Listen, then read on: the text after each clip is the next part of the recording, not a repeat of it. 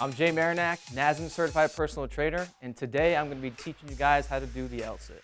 The L-sit is one of those badass foundational gymnastics movements that takes a tremendous amount of upper body strength, core strength, and ultimately full body strength to hold.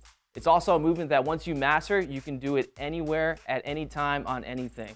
So before we get into the actual progressions, I just want to go over a couple of things that limit or prevent people from actually achieving the L-sit.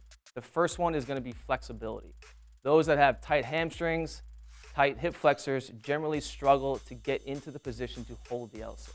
So there are a couple stretches that I do before I actually train L-sits that are going to help loosen up those hamstrings and loosen up those hip flexors. The second piece is going to be upper body and core strength. If you don't have the upper body strength and core strength to actually hold your body up, you're not going to be able to do it. So these progressions are going to be perfect for you to build up that strength so that you can achieve the L-sit. One of my go-to quad stretches before I do L-sits is the standing quad stretch. If you guys have something to actually put your hand against so you're supporting yourself, that's always better. Ultimately here, thinking about squeezing the glutes, tucking those abs in. It's so important to stretch out the quads. What can happen is really bad quad cramps. One of my go-to hamstring stretches to start off my L-sit training. I'm gonna drop down to the ground. We're gonna get to what's called a pike stretch. So legs out in front of the body. What we're gonna actually do here is mimic the position of the L-sit. So we're gonna point our toes, we're gonna flex our quads, and we're gonna actively be leaning forward, piking. You can grab the shins if you're super flexible. You'll be able to bring the chest closer to the shins. I'm not that guy. So we're reaching, really open up those hammies and that low back. First things first, we're gonna find out what the distance should be between the parallettes. We're gonna go from the elbow to the tips of the fingers. So we come on down to our parallettes. Elbow to the tips of the fingers will be the distance. The second thing we're gonna get into is talk about upper body position. So we're gonna come on down to the parallettes. Put the feet slightly in front of the body, feet resting on the floor. We're gonna lock the elbows out, slightly externally rotate the shoulder. So we're gonna turn the elbow pit slightly forward. We're gonna drive into the bar, so depressing the scapula. Chest up nice and tall, core tight, spine neutral. Another really important part of this position is having the shoulder in line with the hips. So a straight line from the shoulder down to the hips. So we don't want the hips to be out in front. We certainly don't want the hips to be behind the body like so. Nice straight line.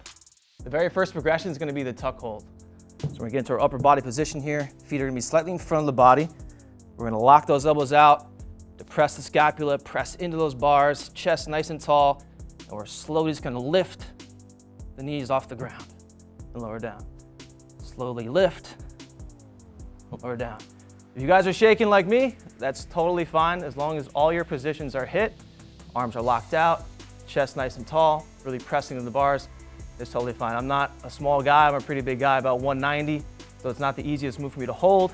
So again, don't get hung up if you're shaking, just keep it going. Pulling those knees up and down. Once you can hold this position for 10 to 20 seconds, you're ready to move on to the next progression.